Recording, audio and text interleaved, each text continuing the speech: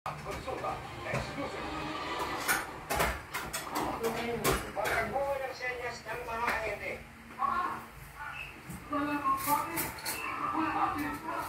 Ang muna sa mga i-reverse mo yung bakit. Confident na tayo na dito sa kasakita mo. Gawin mo sa kita ang Sa loob ng hotel room na ito sa Tagaytay, inulit ng mga otoridad ang 22 anyos na suspect. Ayon sa NBI, humingi ng tulong ang dating nobya nito matapos po siyang takutin na inakalat ang kanilang privado vehicles kung ito ang ibang balikan at pagpalat sa kanilang gusto.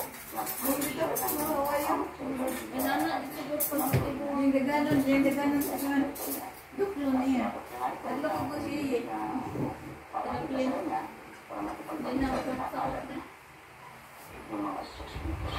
Sumpong pa ng biktima, matagal na siya nakakaranas ng iba't ibang uri ng pananakit sa dating nobyo, kaya siya nakipaghiwalay. Pinipilit niya po kung makipag-sex sa kanya.